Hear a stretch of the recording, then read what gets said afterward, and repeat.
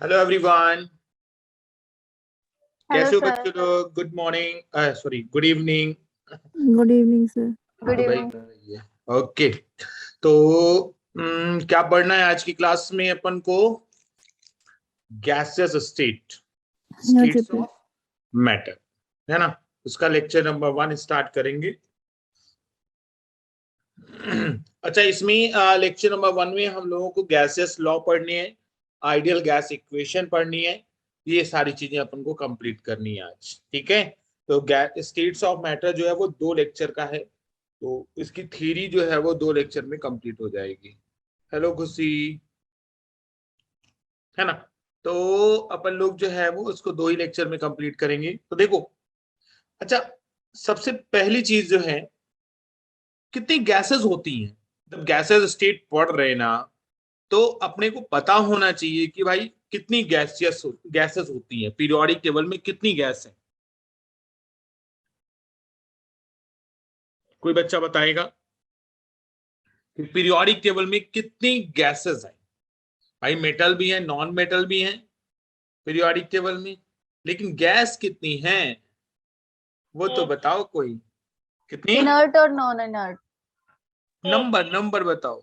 8 9 10 11 12 13 14 ऐसे। 8। ठीक है। तो इनर्ट गैस जो है ना बच्चे लोग, टोटल 11 गैसेस हैं। मतलब पूरी गैस जो है, इनर्ट गैस को मिला के पूरी गैसेस जो हैं वो टोटल 11 गैसेस हैं। तो हम लोग कौन सा चैप्टर स्टार्ट किए हैं? गैसियस स्टेट, या हम लोग इसी को बोलते हैं स्टेट्स ऑफ मैटर। ओके।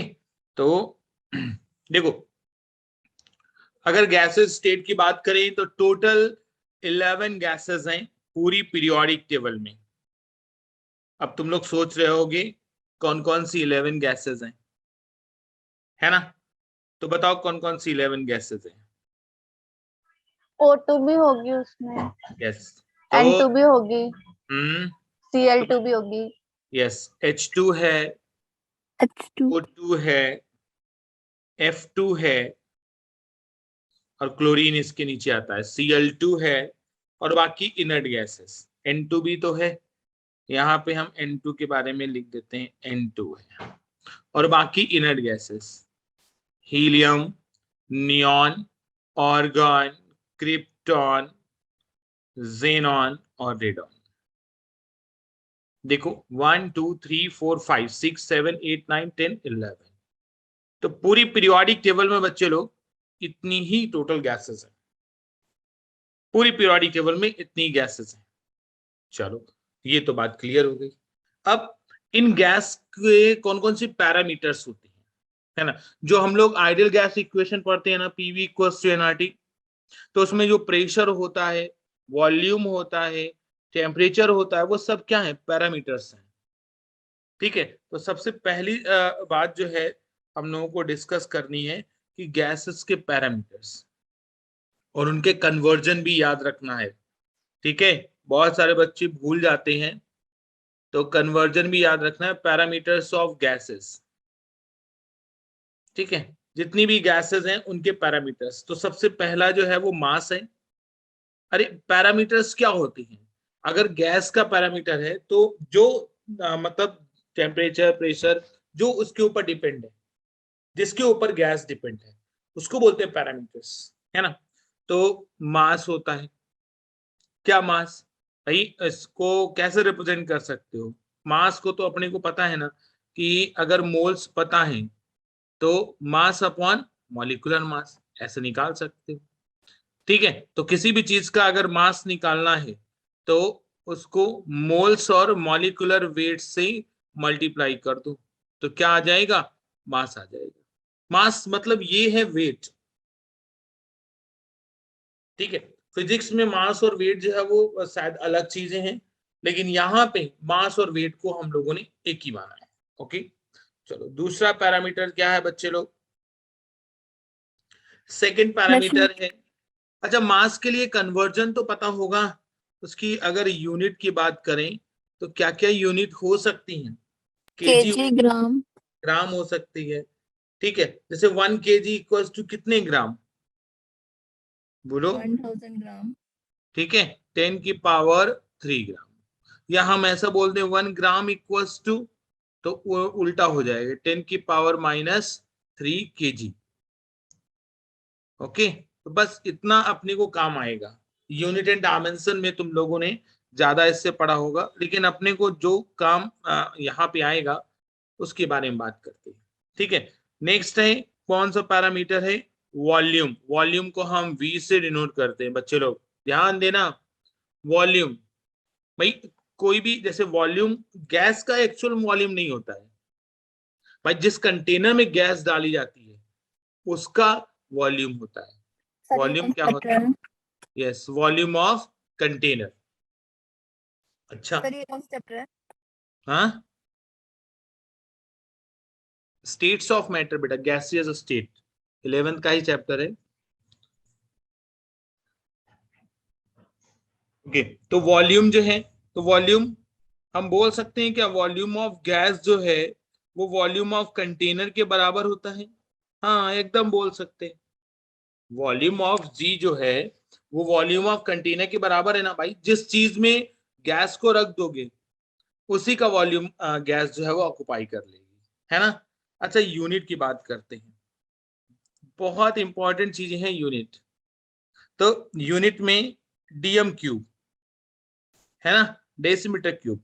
तो 1 डीएम क्यूब कितने के बराबर होता है, 1 डीएम क्यूब लिखो चाहे 1 लीटर लिखो, 1 सीएम क्यूब लिखो चाहे सीसी लिखो, 1 ml के बराबर होता है। सर एक बार ml, डीएम बता दो आप। हम्म, डीएम बता दो एक बार। डेसीमीटर बेटा, मिलीमीटर होता है, डेसीमीटर होता है, सेंटीमीटर होता है। ठीक है, तो अगर कहीं पे भी डीएम क्यूब लिखा हो ना बच्चे, तो तुरंत हमें समझना है कि भाई साहब वो लीटर लिखा हुआ है। अगर कहीं सीएम क्यूब लिखा है तो तुरंत समझना है कि वो सीएम क्यूब ml लिखा हुआ है। ओके, ध्यान देना। यूनिट में कन्वर्जन, तो सिंपल सी चीज है, कन्वर्जन अगर करें तो 1 लीटर इक्वल्स टू कितने के बराबर होता है, ml के बराबर। कितने ml के बराबर होगा, कम है, 1000 ml के बराबर। ओके, या 1 ml अगर लिखेंगे तो 10 की पावर -3 लीटर के बराबर होगा, है ना। तो बस ये छोटे छोटे कन्वर्जन आएंगे, वो तुम लोगों को याद रखने, क्वेश्चन में ये सारी चीजें आएंगी। अच्छा, आगे हम बात करते हैं प्रेशर की। थर्ड पैरामीटर है प्रेशर। बच्चे लोग प्रेशर क्या है, पी से डिनोट करते हैं। और प्रेशर भाई जो वॉल्यूम जो है कंटेनर का है, जैसे ये एक कंटेनर है, ठीक है, ये एक कंटेनर है और उस कंटेनर में कोई भी गैस भरी हुई है बच्चे लोग, यहाँ पे ये गैस भरी हुई है, तो इसमें प्रेशर कैसे जनरेट होता है। गैस के मॉलिक्यूल्स तो बहुत ही छोटे होते हैं, टाइनी पार्टिकल्स होते हैं, तो ये कंटेनर की वॉल से टकराते हैं। अब कंटेनर की वॉल से टकराएंगे तो कुछ ना कुछ प्रेशर लगेगा, फोर्स लगेगा कि नहीं लगेगा, और वही फोर्स जो है वो क्या हो जाता है, प्रेशर हो जाता है। प्रेशर चीज समझ गए ना, तो प्रेशर तो मतलब फोर्स पर यूनिट एरिया, भाई फोर्स पर यूनिट एरिया ना। अच्छा, अगर इसकी यूनिट की बात करें तो फोर्स की यूनिट क्या होती है, न्यूटन, और पास्कल एरिया भी की होती है। न्यूटन पर मीटर स्क्वायर। अगर प्रेशर की यूनिट की बात करें तो न्यूटन पर मीटर स्क्वायर। पास्कल भी होती है, बार भी होती है, उसमें कन्वर्जन, एटमॉस्फेयर भी होता है ना। एटीएम भी होती है, इसमें कन्वर्जन देखना। वो कन्वर्जन तुम लोगों को बहुत अच्छी तरीके से याद रखना है, ठीक है। तो यूनिट प्रेशर की और उसके कन्वर्जन, भाई साहब अगर 1 एटीएम रखा हुआ है तो वो 760 mmHg के बराबर होता है ना। प्रेशर की यूनिट mmHg भी है, और अगर mm नहीं दिया हुआ है, cm दिया हुआ है, तब भी हम एक जीरो कम कर देंगे, cmHg के बराबर है। ओके, अगर न्यूटन पर मीटर दिया हुआ है तो हम इसको ऐसा भी बोल सकते हैं, एक एटीएम इक्वल्स टू 10135 इंटू 10 की पावर, तो हम अगर वैल्यू कैलकुलेट करेंगे तो 1.01 देंगे, ठीक है, इंटू 10 की पावर 5 किसके बराबर होगा, न्यूटन पर मीटर स्क्वायर। ये कन्वर्जन याद रखना। अच्छा, बार भी यूनिट होती है, अगर इसका बार का कन्वर्जन याद रखना है तो एकदम सिंपल सा है, 1 न्यूटन पर मीटर स्क्वायर जो है वो 1 पास्कल के बराबर होता है, पीए बोलते हैं इसको। और ये जो है 101.37 बार के बराबर होता है। ये थोड़ा सा तुम्हें कन्वर्जन याद रखना पड़ेगा। ओके, चलो। अच्छा, अगर टेम्परेचर इंक्रीज करेंगे तो प्रेशर इंक्रीज होगा क्या? Question. Yes, sir. Pressure Yes, increase होगा। कंटेनर में जो गैसेस हैं, कंटेनर में हमने क्या कर दिया, आग लगा दी। अब आग लगा दी तो अंदर मॉलिक्यूल जो है वो फटाफट इधर उधर इधर उधर भागेंगे, फोर्स जनरेट होगा, वही तो प्रेशर होता है। तो प्रेशर भी क्या होगा बच्चे लोग, बढ़ेगा। अच्छा, आगे की कहानी, कौन सा, टेम्परेचर, टेम्परेचर T है ना। तो टेम्परेचर का डेफिनेशन क्या होगी, डिग्री ऑफ हॉटनेस या कोल्डनेस, है ना। मतलब कोई भी चीज कितनी गर्म है, कोई भी चीज कितनी ठंडी है, तो ये हम किससे देख सकते हैं, किससे देख सकते हैं, टेम्परेचर से। बच्चे लोग ध्यान देते रहना, ठीक है। आगे, अच्छा इसकी यूनिट बताओ, टेम्परेचर की यूनिट सभी लोग बताएं, केल्विन, है ना। Kelvin. Celsius, degree Celsius. Unit अगर हम बोलें, डिग्री सेल्सियस होती है, केल्विन होती है, डिग्री फ़ारेनहाइट होती है, ऐसा, है ना। तो इनमें कन्वर्जन भी है। अगर तुम्हें क्वेश्चन आए ना तो हमेशा किसमें रखना है, केल्विन में ही रखना है। गैसेस स्टेट का कोई भी क्वेश्चन आए तो टेम्परेचर हमें हमेशा किसमें रखना है, केल्विन में रखना है। तो कन्वर्जन कैसे, अगर डिग्री सेल्सियस में दिया गया है बच्चे लोग, तुम्हें केल्विन में कन्वर्ट करना है, तो डिग्री सेल्सियस उसमें 273 ऐड कर दो, बस केल्विन में आ जाएगा टेम्परेचर, है ना। 0 डिग्री सेल्सियस, यस खुशी एकदम सही है। अच्छा, एक चीज और बताओ, अगर डिग्री सेल्सियस और फ़ारेनहाइट में कन्वर्जन देखा जाए तो एक्चुअल में इसका कन्वर्जन अगर डिग्री सेल्सियस में दिया गया है, डिग्री फ़ारेनहाइट में निकालना है तो कैसे करें, तो 9/5 जो भी डिग्री सेल्सियस में टेम्परेचर दिया गया वो उसकी मल्टीप्लाई और प्लस 32, ये है, ठीक है। यहां से अपन लोग जो है वो देख सकते हैं डिग्री सेल्सियस और डिग्री केल्विन। अब एक बार डिग्री सेल्सियस में आ गया तो केल्विन में भी आ सकता है और फ़ारेनहाइट में भी आ सकता है। अगर फ़ारेनहाइट में दिया गया है तो डिग्री सेल्सियस में निकाल सकते हो, केल्विन में दिया गया है तो डिग्री सेल्सियस में निकाल सकते हो। बच्चे लोग ध्यान देना। अच्छा, हम एक क्वेश्चन पूछें कि अगर 100 डिग्री सेल्सियस को फ़ारेनहाइट में कन्वर्ट करना है तो क्या होगा, बोलो, देखते हैं कितने जल्दी से कैलकुलेट कर सकते हो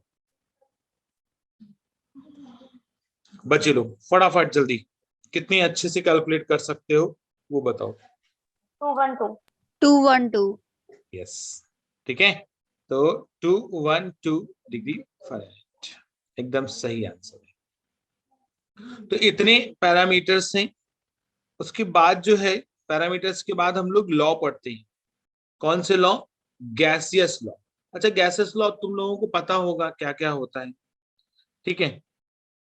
कौन कौन से गैसेस लॉ बच्चे सभी लोगों ने पढ़ा होगा, 10th में भी पढ़ा होगा, Boyle's law, Charles law, Avogadro's law, ठीक है। तो वही हम लोग पढ़ेंगे और उनकी ग्राफ भी बनाएंगे, देखना ग्राफ सब लोग आराम से मतलब प्लॉट कर सकते हो, देखना मैं बताऊंगा आसानी से। बॉयल्स लॉ क्या होता है, सबसे पहला लॉ जो है बॉयल्स लॉ, बॉयल्स लॉ में जो टेम्परेचर है वो through out the pressure through out process ये क्या होता है, कांस्टेंट होता है, टेम्परेचर कांस्टेंट। ये ऐसे याद रखना, बॉयल है ना, तो किसी भी चीज को बॉयल कर रहे हैं मतलब टेम्परेचर कांस्टेंट। तो टेम्परेचर कांस्टेंट है, मतलब क्या कांस्टेंट है इसमें, टेम्परेचर। तो at constant temperature pressure is inversely proportional to the volume. ध्यान देना, pressure is inversely proportional to the volume. या हम ऐसा भी बोल सकते हैं क्या, पीवी इक्वल्स टू कांस्टेंट, भाई ये इधर चला गया और प्रोपोर्शनल आ गया तो ये कांस्टेंट हो गया कि नहीं। या हम ऐसा भी बोल सकते हैं, अगर दो गैसेस हैं तो P1 V1 equals to P2 V2। एक गैसेस है तो उसका प्रेशर दिया गया है और दूसरी गैसेस का प्रेशर निकालना है, वॉल्यूम दोनों का दिया है, आराम से निकाल सकते हो। ओके, तो अब हम लोग ग्राफ प्लॉट करेंगे, देखते जाना। देखो कैसे ग्राफ जो है वो बताना तुम लोग, हाँ।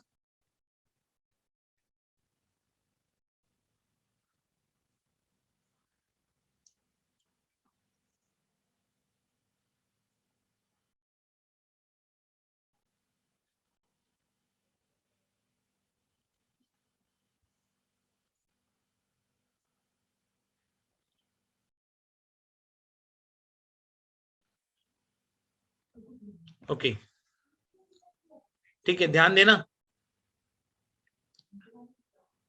प्रेशर वर्सेस वॉल्यूम, ठीक है, कैसा आएगा वो बताना। इधर पीवी वर्सेस वी या बोलो या पी बोलो, फिर उसके बाद जो है log p versus log v, इसका ग्राफ, ठीक है। और एक क्वेश्चन आया हुआ है ऐसा,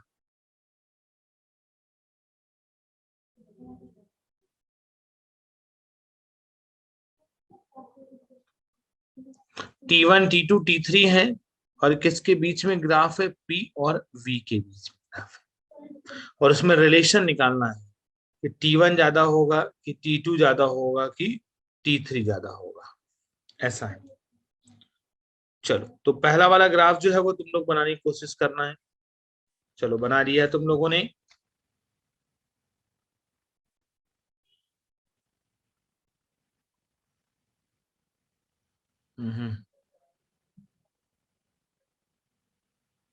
बोलो भाई, pressure is inversely proportional to the volume होता है, प्रेशर बढ़ेगा वॉल्यूम घटेगा, वॉल्यूम बढ़ेगा प्रेशर घटेगा। स्ट्रेट लाइन बनेगी। स्ट्रेट लाइन नहीं बेटा, क्योंकि ये सब नीचे की इनवर्सली तरफ। प्रोपोर्शनल है ना, तो एक कर्व कर्व के बनेगा फॉर्म में नीचे की आएगी तरफ।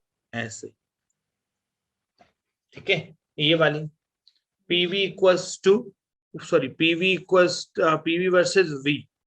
तो भाई साहब यहाँ पे तो ग्राफ जो है वो ऐसे है ना बेटा, पीवी क्या है, कांस्टेंट है, ये किसी के ऊपर डिपेंड नहीं करता, हॉरिजॉन्टल लाइन बनेगी। पीवी बस केवल और केवल हॉरिजॉन्टल लाइन है। दूसरी यहाँ पे लॉग पी और लॉग वी, हमें लॉग लेना पड़ेगा बच्चे, लॉग लेना पड़ेगा तभी हम, तो हम ऐसा बोल सकते हैं क्या, पीवी इक्वल्स टू कांस्टेंट के, इसका लॉग लेने, log p plus log v equals to log k, लिख सकते हैं। अच्छा, ये लॉग पी है equals to log k minus log v, ऐसा बोल सकते हैं, मतलब y इक्वल्स टू mx और इधर प्लस सी। ये y equals to mx plus C कभी तुम लोगों ने सुना है, यस सर। स्ट्रेट लाइन का स्ट्रेट लाइन की इक्वेशन है इक्वेशन। विद इंटरसेप्ट, तो लॉग के इंटरसेप्ट होगा। अच्छा, पॉजिटिव स्ट्रेट लाइन की इक्वेशन है कि निगेटिव, नेगेटिव। नेगेटिव, स्लोप जो है वो निगेटिव है, तो ऐसे ऐसे जाएगा डाउनवर्ड, है ना, ऐसे आएगा। तो ये ग्राफ दिया हुआ है, इस पे ऊपर बेस्ड क्वेश्चन आया था कि इसमें T1 T2 T3 में कौन ज्यादा बड़ा हो सकता है।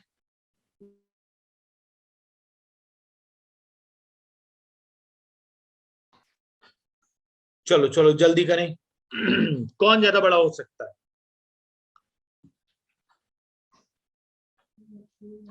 T1 ज्यादा है कि T2 T1 ज्यादा है कि T3 ज्यादा है? T1 ज्यादा। कंफर्म? सभी लोग चेक करें, एक पर्टिकुलर पॉइंट पे लो, जैसे हमने ये वाले पॉइंट पे लिया, ठीक है, ये ऐसा है ना? तो यहाँ पे मान लो V1 है और ये वाला ग्राफ इधर कट कर रहा है, यहाँ पे क्या है V2 और ये वाला ग्राफ इधर कट रहा है, मतलब V3, है ना? अब वॉल्यूम V1 V2 V3 पहले बताओ कौन बड़ा है? V1 बड़ा है कि V2 बड़ा है कि V3 बड़ा? V3 बड़ा है। ठीक है, तो V1 बड़ा है क्योंकि यहाँ पे ये वाला T1 है ना, तो ये जो है ये क्या है V1, तो ऐसे ही बढ़ रहा है ना, तो V1 बड़ा है, फिर V2, फिर V3, तो V1 बड़ा है सबसे।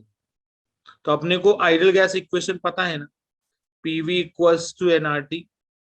तो अगर वॉल्यूम बड़ा है तो टेम्परेचर भी बड़ा हो, इसलिए T1 ज्यादा बड़ा है T2 से और T3 से। ये आंसर हो गया। एक बार चेक कर लो बच्चे लोग, एकदम समझ में आया क्या? फटाफट। Yes. Yes, sir.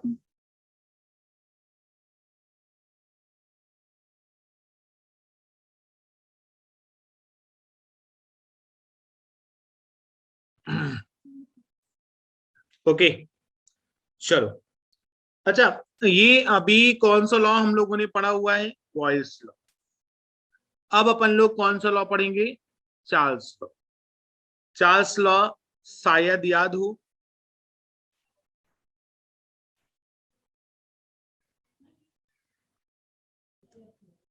Charles law, Pressure constant. Yes, ठीक है। यहाँ पे प्रेशर जो है वो constant, at constant pressure volume is directly proportional to the temperature. Volume is directly proportional to the temperature, मतलब हम बोल सकते हैं कि V1 और अपॉन T1। देखते जाना, पहले V बाई टी जो है वो किसके बराबर होगा? कांस्टेंट के बराबर, या हम ऐसा बोल सकते हैं V1 upon T1 equals to V2 upon T2। बोल सकते हैं क्या? Yes, Yes. आराम से बोल सकते हैं। चलो अब इसके ग्राफ भी बनाएंगे, है ना? तो ग्राफ तो तुम लोगों को बनाना होता है ना? मैं बस केवल किसके किसके बीच में ग्राफ बनाना है वो मैं लिखे दे रहा हूं, और तुम लोग कोशिश करना, ट्राई करना।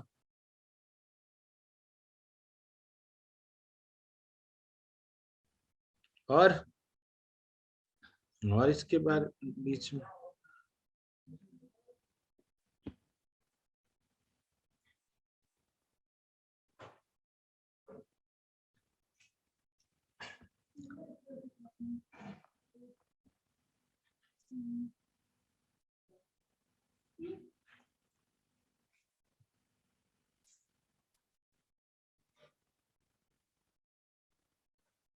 ओके ऐसा है।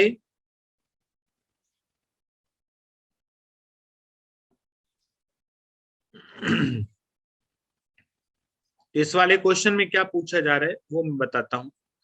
इसमें V है, V वर्सेस T के बीच में ग्राफ है।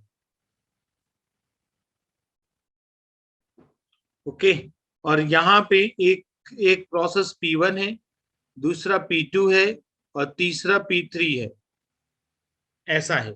और बताना है रिलेशन P1 P2 और P3 में रिलेशन बताना है बच्चे को। अच्छा, और इन इन ग्राफ में क्या करना है जल्दी से बता देते हैं। यहाँ पे V वर्सेस T, ओके, यहाँ पे V by T versus T, यहाँ पे लॉग वाला log V versus log T, चलो फटाफट फटाफट बताएं।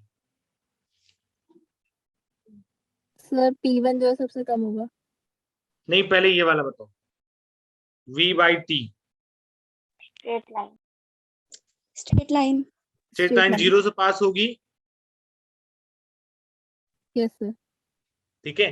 तो यहाँ पे हम ऐसा लिख सकते हैं, v is directly proportional t, तो v equals to k T, तो y इक्वल्स टू mx। तो स्ट्रेट लाइन से इक्वेशन पास होगी ये। नेक्स्ट v बाई टी और t। Horizontal straight line. Yes, log v log t।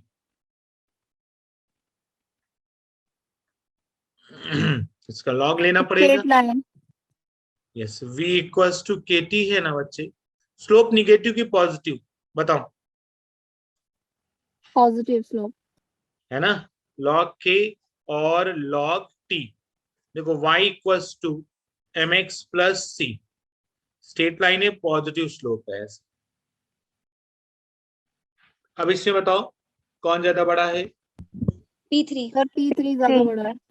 Confirm. चलो Yes, एक इसमें हमने ऐसा कर लिया, वॉल्यूम कांस्टेंट, तो यहाँ पे हमने ये वाला लग दिया T3 है, क्योंकि P3 है ना, इसकी वजह से T3। यहाँ पे हमने T2 रख लिया और यहाँ पे हमने T1 रख दिया। अब प्रेशर और टेम्परेचर एक दूसरे के डायरेक्टली प्रोपोर्शनल होते हैं, जैसे वॉल्यूम था। प्रेशर और टेम्परेचर एक दूसरे के डायरेक्टली प्रोपोर्शनल होते हैं ना, तो टेम्परेचर T3 ज्यादा है तो प्रेशर P3 ज्यादा होगा। बच्चे लोग ध्यान दें। क्लियर? Yes sir. बता दो। फिर से बोलो। दोबारा से बता दो। पता नहीं कौन सी सुपर फास्ट से चलती हो। थर्ड वाला ग्राफ दोबारा से बता दो। ये वाला ना, तो ये v है और ये mx है और c है। ये वाला ग्राफ देखो ना, ये वाला बनाया था, तो y equals to mx plus c। तो यहाँ पे निगेटिव साइन था तो नीचे की तरफ लाइन आई थी, यहाँ पे पॉजिटिव साइन है देखो, तो ऊपर की तरफ लाइन जाएगी। बस। सर प्रेशर और टेम्परेचर का इनवर्सली प्रोपोर्शनल हो गया। pv equals to nRT। देखो इनवर्सली हो सकता है क्या कभी? सर बॉयल्स वाले फॉर्मूले से। बॉयल्स में तो प्रेशर, अबे भूल गई तुम। बॉयल्स में प्रेशर टेम्परेचर तो कांस्टेंट होता है ना। प्रेशर और वॉल्यूम की बात करेंगे और यहाँ पे वॉल्यूम और टेम्परेचर की बात करेंगे। ओके चलो, सर। तो नेक्स्ट लॉ है गे-लुसैक लॉ बच्चे लोग, ठीक है। थर्ड लॉ है गे-लुसैक लॉ।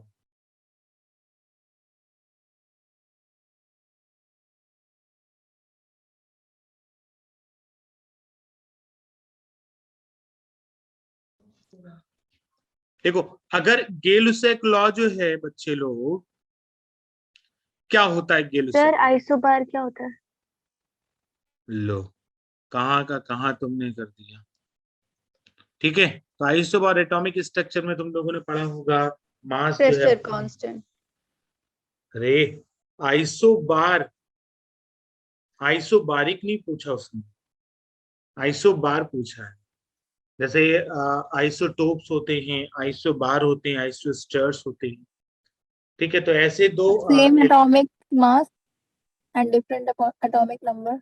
एटॉमिक मास जो है वो डिफरेंट होगा, ठीक है, तो उसको बोलेंगे क्या? आइसोटोप्स। और अगर मास नंबर डिफरेंट है तो सॉरी मास नंबर सेम है तो आइसोबार। आइसो का मतलब सेम, बार का मतलब मास। आइसोटोन्स भी होते हैं, आइसोस्टेयर्स भी होते हैं। इसी तरीके से आइसोबारिक प्रोसेस क्या होता है बताओ? अभी थर्मोडायनेमिक्स पढ़ चुके हो बच्चे लोग, है ना? प्रेशर। सर इस लॉ में लिखा है कि each line of the volume versus temperature graph is called isobar. बोलो। फिर से बोलो। यहाँ पे लिखा है कि each line of the volume versus temperature graph is called volume isograph. Versus temperature, Graph, yes. Yes. और ये क्या है? Isobaric process. एकदम सही। आइसोबारिक का मतलब थर्मोडायनेमिक्स में हम लोगों ने पढ़ा था क्या? Pressure constant. देखो यही तो बताया, pressure constant V is directly proportional T, है ना? Okay, sir. ओके। अगर हम बात करते हैं गेलुसेक लॉ, गेलुसेक लॉ क्या है? जीएलएल बोलते हैं। अब अभी तो टेम्परेचर कांस्टेंट हो गया था, अब यहाँ पे कौन सा चीज बची है वेरिएबल? वॉल्यूम कांस्टेंट बचे। अगर वॉल्यूम कांस्टेंट है तो हम क्या बोल सकते हैं? Pressure is directly proportional to the temperature. अब अगर कहीं पे वॉल्यूम कांस्टेंट होता है ना, तो वो आइसोकोरिक प्रोसेस होता है। थर्मोडायनेमिक्स में बताया हुआ था। कौन सा प्रोसेस होता है? Isochoric process. तो वो थर्मोडायनेमिक्स की बात। यहाँ पे हम ऐसा लिख सकते हैं क्या? P1 upon T1 equals to P2 upon T2 लिख सकते हैं क्या? एकदम लिख सकते हैं। P by T equals to constant लिख सकते हैं क्या? अरे सर एकदम लिख सकते है कि नहीं? तो दो तीन ग्राफ बनाएंगे इसके, और बहुत अच्छे अच्छे ग्राफ तुम लोग बनाना, ठीक है? ट्राई करना। मैं इसको रफ कर देता हूं पहले।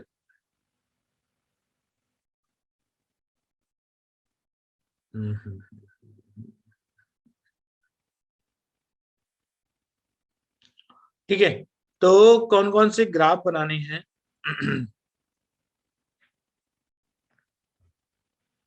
सबसे पहले आया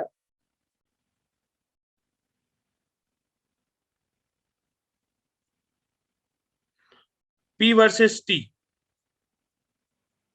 पता चल गया होगा, आराम से कर सकते हो तुम। P versus T। ज्योति बताएगी, इसका मैं पूछूंगा, और फिर खुशी बताएगी, है ना? ये किसका है? P by T square. बात समझना, P बाई T स्क्वायर और इसका T। ग्राफ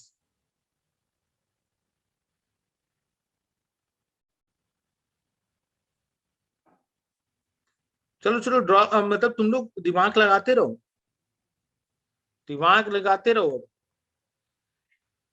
ये है P बाई T स्क्वायर और 1 बाई T के बीच का ग्राफ, और एक इसी तरीके का क्वेश्चन।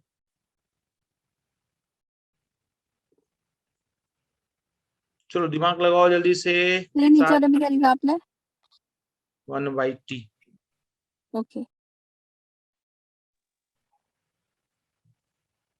तो जैसे हमने ये वाला ग्राफ बनाया,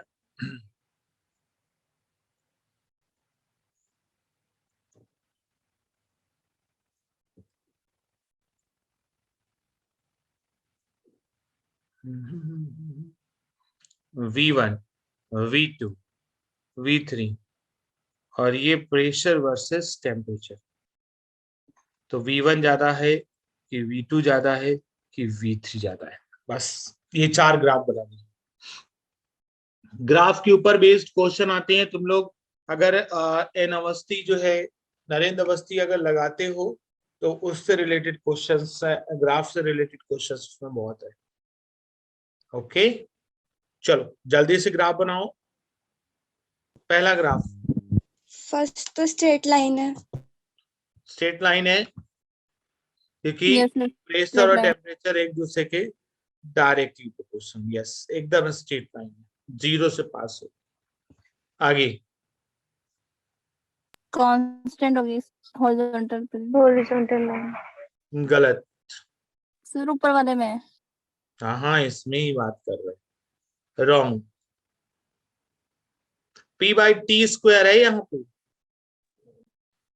P बाई टी स्क्वायर और T के बीच में ग्राफ बनाना है। पहले इसकी इक्वेशन तो बना लो, इसकी इक्वेशन बना लो।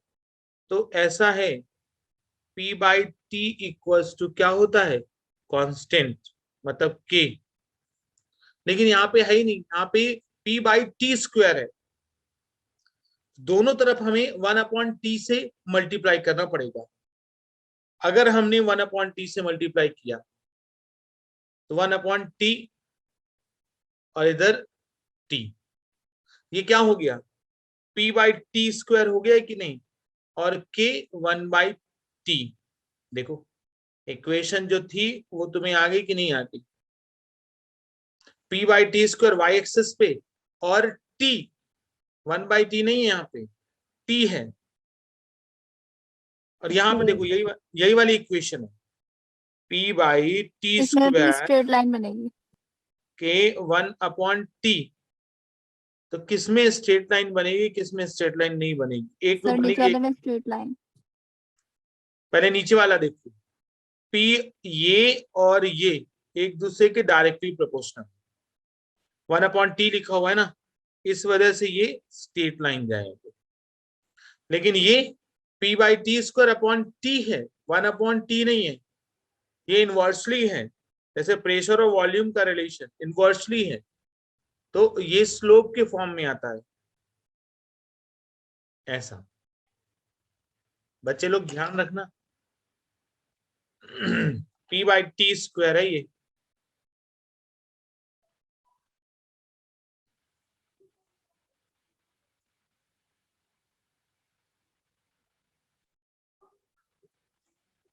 चलो आई थिंक ये क्लियर हो गया होगा। चेक करो जल्दी से, लास्ट Yes. वाला क्वेश्चन कर दो जल्दी से। V3 बड़ा है। V3 बड़ा है। V3 बड़ा है। ठीक है, इन टाइप के क्वेश्चंस को करना आ गया ना तुम लोगों को, कि कैसे अगर इसको हमने ऐसा लिया है ना, इसको ऐसा T3 होगा, ये क्या होगा T2 होगा, और ये क्या होगा T1 होगा। हो सकता है कि नहीं, ये T3 है, T2 है और ये T1। अब वॉल्यूम जो है वो टेम्परेचर के डायरेक्टली प्रोपोर्शनल होता है, तो T3 अगर ज्यादा है तो V3 भी ज्यादा होगा। पता चल गया ये लॉ, जल्दी बताएं। Yes. ये लूसेक लॉ Yes, क्लियर हो sir. गया, उसके ग्राफ क्लियर हो गए।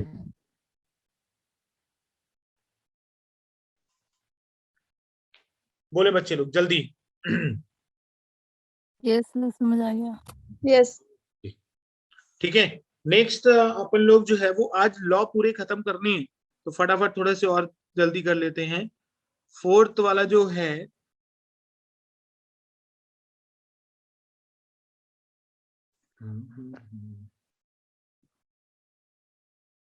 तो कौन सा लॉ है, अवोगाड्रोस लॉ। ये तो तुम लोगों ने पढ़ा होगा। मोल कॉन्सेप्ट में पढ़ा होगा अवोगाड्रोस लॉ। क्या होता है अवोगाड्रोस लॉ,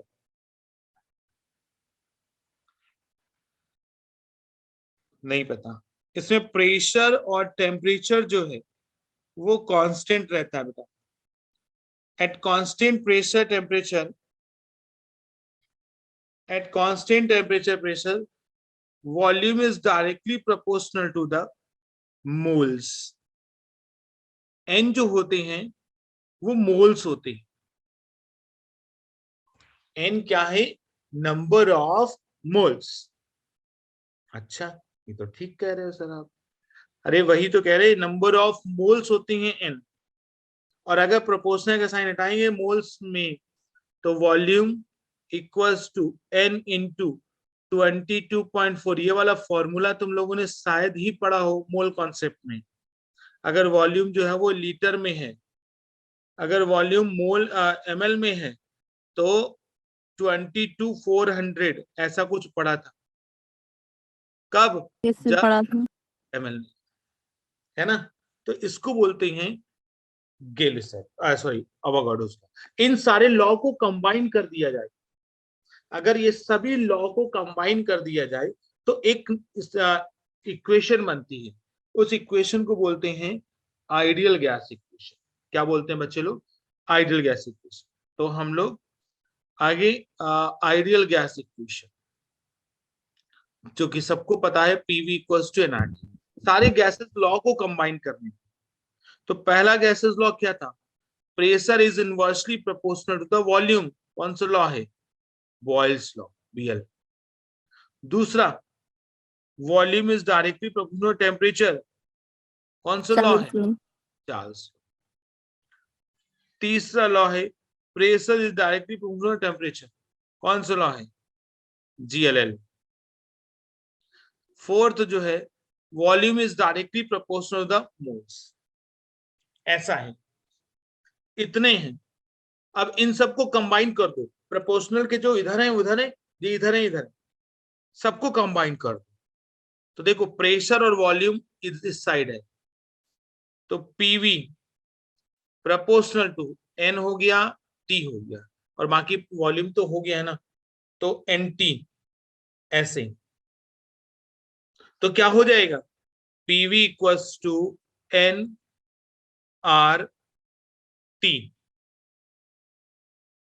ये R क्या है? Gas constant. PV equals to nRT। ये प्रोपोर्शनल हटाया ना, तो उसके लिए कोई आपने कांस्टेंट कंबाइन कैसे किया?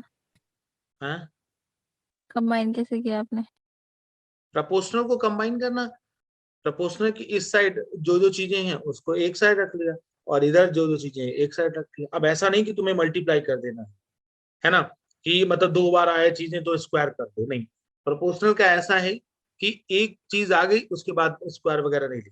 देखो प्रेशर एक बार आ गया, अब ये वाला प्रेशर नहीं लिखेंगे। वॉल्यूम एक बार आ गया, वॉल्यूम आ गया, ये वाला वॉल्यूम नहीं लिखेंगे, ठीक है। और N जो है, N नहीं आ गए, और टेम्परेचर। अब ये टेम्परेचर तो हो गया, एक बार हो गया, लिखेंगे। प्रोपोर्शनल का ऐसा है। अब ये प्रोपोर्शनल का साइन हटाया, हमने क्या लगाया? R। R को बोलते हैं गैस कांस्टेंट। किसी बच्चों को वैल्यू पता है क्या R की वैल्यू? अगर 8.3 समथिंग लेते हैं। नहीं, समथिंग 8.314। और 8.314। और 3 वैल्यू लेते हैं बच्चे लोग। सर वो जब जूल होती है तब लेते हैं इस तरीके से। तो R की वैल्यू अब से याद कर लो फटाफट।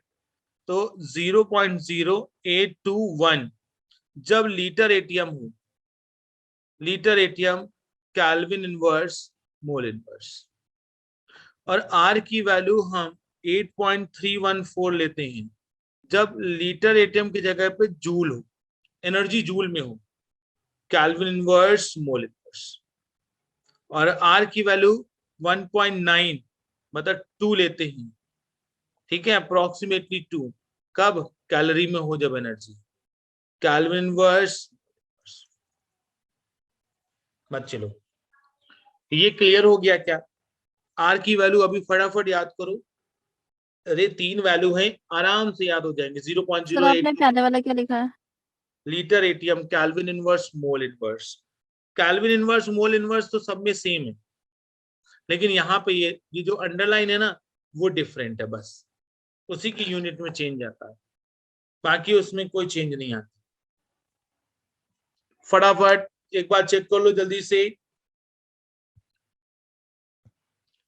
अच्छा, अगर हमने डेंसिटी के बीच में रिलेशन, डेंसिटी क्या होती है? मास बाय वॉल्यूम, ठीक है। देखो नेक्स्ट अगर हम बात करें रिलेशन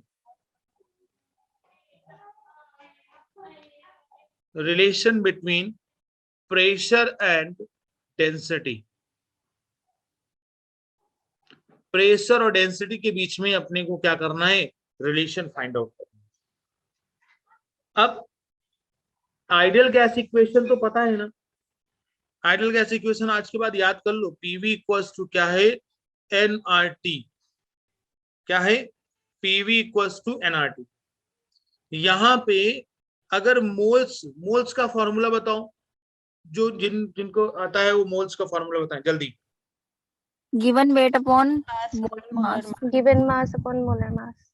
ठीक है, W upon M, given weight upon molecular weight या मॉलिक्यूलर मास, है ना।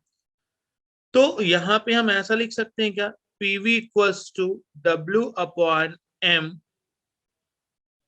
RT, ऐसा लिख सकते हैं। यस, एकदम लिख सकते हैं। अब यहाँ पे ये इधर आ गया तो हम बोल दिए कि PM हो गया और ये W अपॉन V कर दिया RT। बच्चे लोग एक बात बताओ कि मास बाय वॉल्यूम क्या होता है? डेंसिटी। डेंसिटी। डेंसिटी होती है कि नहीं? तो ये वाली चीज जो है वो क्या आ गई, डेंसिटी आ गई। मतलब PM डर्टी हो गया, PM equals to DRT, PM equals to DRT, जहां पे P क्या है, प्रेशर, M क्या है, molecular mass of gas, D क्या है, डेंसिटी ऑफ गैस, R क्या है, गैस कांस्टेंट, और T क्या है, टेम्परेचर। हमेशा टेम्परेचर जो है वो केल्विन में रखेंगे बच्चे लोग, हमेशा टेम्परेचर केल्विन में ही रखेंगे। सर इधर आर की वैल्यू क्या लेंगे? अब R की वैल्यू जब क्वेश्चन आएगा तब लेंगे ना, अभी तो R की वैल्यू फॉर्मूले में तीनों रख सकते हैं, है ना। जब क्वेश्चन आएगा क्वेश्चन के हिसाब से तो हमें R की वैल्यू रखनी पड़ेगी कि जूल में आ रहा है कि इटरेटियम में आ रहा है कि कैलोरी में आ रहा है ना। Okay sir. तो इस तरीके से आता है। अच्छा, अगर एक क्वेश्चन दिया जाए तो कर सकते हो क्या, देखते हैं, एक क्वेश्चन दे के देखते हैं, देखना, देखते हैं तुम लोग जो है क्या सीख रहे हो। क्वेश्चन है कि at 27 degree Celsius equal mass of H2, किसका किसका इक्वल मास, H2, O2 और CH4, ठीक है। Find the ratio of their volumes, find the ratio of their volumes if pressure is constant। चलो सॉल्व करो जल्दी से ये वाला क्वेश्चन,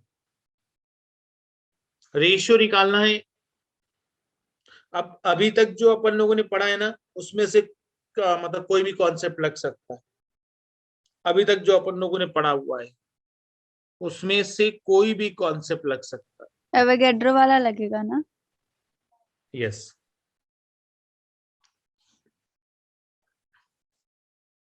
रेशियो बताएं, और रेशियो ऐसे नहीं बताना है कि फ्रैक्शन में बता रहे हो, नहीं, रेशियो जो है वो होल नंबर में बताना है, ऐसा नहीं कि अपॉन में, पॉइंट में, इन सब में नहीं, रेशियो बताना है। ओके, चलो करो जल्दी से।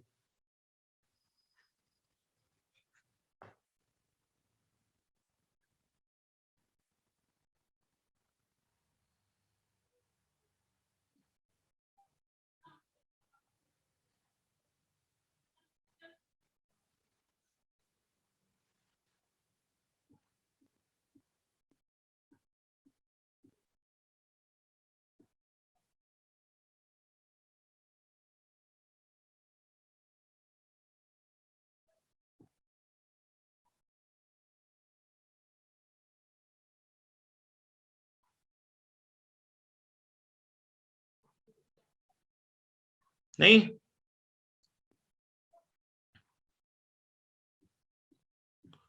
तो volume of H2, volume of O2 और वॉल्यूम ऑफ CH4, इनका रेशियो बताना है बच्चे लोग, इनका रेशियो बताना है। तो कैसे रेशियो बता सकते हैं वो देखो भाई, वॉल्यूम मतलब मोल्स, है ना। तो यहाँ पे हम ऐसा भी लिख सकते हैं क्या, moles of H2, moles of O2, moles of CH4, आराम से लिख सकते हैं। 8:1:1। नहीं, रेशियो 16 रेशियो 8 फिर से बोलो। रेशियो 16 रेशियो 8 नहीं, 3 है ना, 3 बोलो ना, 3 डिजिट बोलो ना। 1 H2 रेशियो 16 रेशियो 8 हाँ, तो ये भी गलत हो गया। 1 रेशियो 16 रेशियो 16। नहीं, देखो मैं निकालता हूँ थोड़ा सा। H2 है तो इक्वल मासेस हैं, तो हम 1/2 कर सकते हैं। इधर 1 क्या 32, इधर 1 क्या 16 आ सकता है। अच्छा, इसको हमें क्या करना है, फ्रैक्शन में नहीं रखना, सिंपलेस्ट फॉर्म में रखना है। तो पूरे उसमें 16 से मल्टीप्लाई कर दें क्या? तो 16 से मल्टीप्लाई करेंगे तो 32 फिर भी बच जाएगा। तो नहीं, कितने से 32 से मल्टीप्लाई करो। अगर 32 से 8 मल्टीप्लाई रेशियो में करेंगे, 16 रेशियो 1 आ रहा है। ठीक है, तो क्या रेशियो आएगा, 32 डिवाइड बाई 2, मतलब कितना 16। 32 डिवाइड बाई 32 1, और 16 ये रेशियो आया है बच्चे, 16:1:2, ऐसा रेशियो आया। कभी भी ऐसे ही ऑप्शन में दिया हो, ऐसे नहीं, फ्रैक्शन के फॉर्म में नहीं दिया रहता। चेक कर लो जल्दी से, जिनका 8 वगैरह आ रहा था, और तुम दिमाग ऐसे मत लगा देना कि 2 से डिवाइड कर दो, तो यहाँ पे 8 आ जाएगा और इधर तो 1/2 हो जाएगा, जिससे बच रहे थे वही हो गया, है ना। तो ऐसे नहीं करना है, फ्रैक्शन में ही मतलब उसको जो मतलब ऐसा होता है कि जो हायर डिजिट हो ना, उससे मल्टीप्लाई कर दो ऊपर।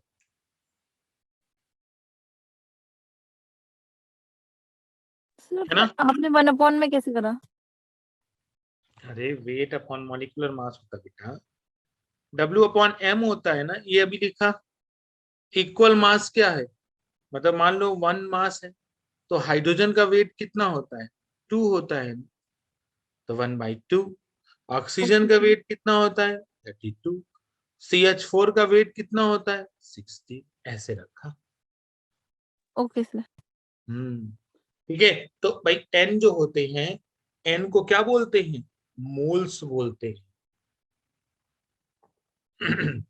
ठीक है, तो ये यहीं तक क्वेश्चंस करते हैं, और बाकी पूरे लॉ खत्म हो गए हैं। तो आगे चल के हम लोग नेक्स्ट क्लास में जो भी कुछ न्यूमेरिकल्स करेंगे और इसके आगे का टॉपिक। ओके, आई होप सारी चीजें अंडरस्टैंड हुई होंगी। इनको कुछ दिक्कत है, PDF डाउनलोड कर लेना, यूट्यूब में लेक्चर देख लेना। ओके, चलो, thank you so much, bye bye, sir एक गुड नाइट। फर्स्ट पेज दिखा दो।